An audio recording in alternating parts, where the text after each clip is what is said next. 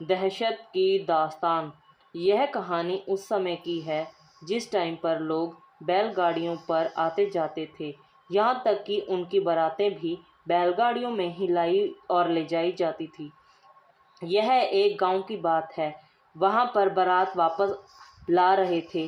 रास्ते में सब लोग थक चुके थे क्योंकि बारात बहुत दूर से आ रही थी। विश्राम करने के लिए उन्होंने अपनी बैलगाड़ियों को एक बड़े से मंदिर में रोक लिया। मंदिर के बाहर एक बड़ा पीपल का पेड़ था। लोगों का मानना था कि उस पीपल के पेड़ पर बहुत सारे भूत रहते हैं। वहाँ के लोग बताते हैं कि यह पीपल बहुत साल पुराना है। वह सब बाराती उतरकर मुंह हाथ धोकर और धोते हैं और दुल्हन को भी मुंह हाथ धुलवाते हैं, खाना खिलाते हैं। तभी उनकी सखियां कहती हैं, वह देखो मीरा, वहाँ बेर कितने अच्छे हैं, तुम्हें तो बहुत पसंद हैं, मैं लेकर आऊँ। मीरा बेरों को देखकर बहुत खुश हो जाती है। तभी उसका पति भी आ जाता है। उस समय लोगों को लाज शर्म बहुत होती थी। आज के समय में तो ऐसा कुछ भी नहीं है। तो उसका पति किसी को ना पता चले चुपके से मीरा के लिए बेर ले आता है। मीरा बहुत खुश होती है। जब वह अपना घूंघट उठाकर बेर खाने लगती है तब उसे देखकर उसका पति मंत्रमुग्ध हो जाता है क्योंकि मीरा बहुत ही सुंदर होती है और उसने शादी से पहले उसे नहीं देखा होता। उसके घूंघट उठाने की देर थी मानो पीपल के पेड़ में जान आ गई हो। तभी वहाँ इतनी चारों तरफ हलचल होने लगी जैसे किसी तूफान आने का संदेश मिल रहा हो। चिड़ियाँ चहचहाने लगीं। उसके पति को भी कुछ समझ नहीं आ रहा था क्या हो रहा है। तभी मीरा कहती है अपनी सहेलियों से कि मुझे अपने कंधे पर बहुत वजन महसूस हो रहा है। तभी वहाँ से आवाज़ आती है कि चलो चलो घर चलें, फिर अंधेरा हो जाएगा। लेकिन मीरा को वजन बहुत ज़्यादा महसूस हो रहा था और उसे बहुत तकलीफ़ हो रही थी। तभी वह मंदिर में जाकर माथा टेकती है और उसे हल्का महसूस होता है। फिर वह वहाँ से चली जाती है। फिर वह घर पहुँच जाते हैं। रास्ते में वह बिल्कुल सही रहती है। फिर वह अपने ससुराल पहुँच जाती है।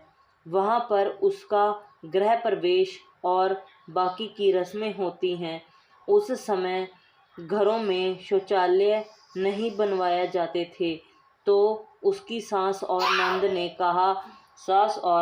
ने कहा कि भाभी, हम आपको बाहर ले चलते हैं, आप चलिए हमारे साथ। तो वह भी चली जाती है। जब वह वहाँ से वापस आ रहे थे अचानक बहुत तेज हवा चलने लगती है और उसका दुपट्टा हवा में कहीं उड़ जाता है। वह बहुत ढूंढने की कोशिश करती हैं लेकिन मिलता नहीं है, मानो उसका दुपट्टा कोई भूत उड़ा कर ले गया हो। उसकी ननद कहती है, भाभी, वह तो दुपट्टा आपकी शादी का था, यह तो बहुत बड़ा अपशगुन हो गया है। जैसे तैसे करके वह घर पहुंचती हैं।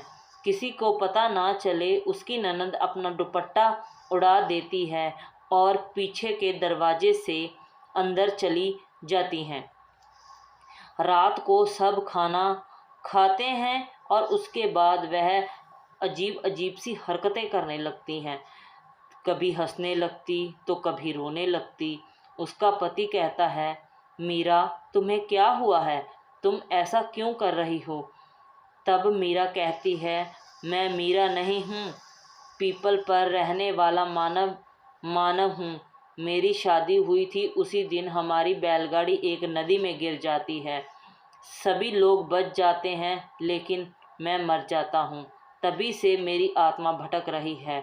जब मैंने मीरा को पहली बार देखा तो यह मुझे अपनी पत्नी जैसी लगी। मैं इसे अपने साथ ही लेकर जाऊंगा। मुझे मीरा बहुत सुंदर लगी। मीरा का पति यह सुनकर डर गया और उसने यह बात सब घर वालों को बताई। उस दिन के बाद मीरा ठीक नहीं हुई। वह पागलपन का शिकार हो चुकी थी। उन्होंने बहुत से बाबा से झाड़ पोंछ करवाया, दिखाया भी कई जगह, और कोई फर्क नहीं पड़ा। मीरा ने धीरे धीरे खाना खाना भी छोड़ दिया। अंत में उसने अपने प्राण त्याग दिए। बड़े बुजुर्ग कहते थे कि शाम के टाइम एक तो औरतें या लड़कियां बाल खुले ना छोड़ें और ना ही कोई खुशबू की चीज़ लगाएं। यह बात सच थी और हम मानते नहीं हैं। ये हमारी सबसे बड़ी गलती है। आपको ये कहानी कैसी लगी? चैनल पर नए हैं तो चैनल को सब्सक्राइब कीजिए। धन्यवाद। बेल आइकन को भी दबाइए।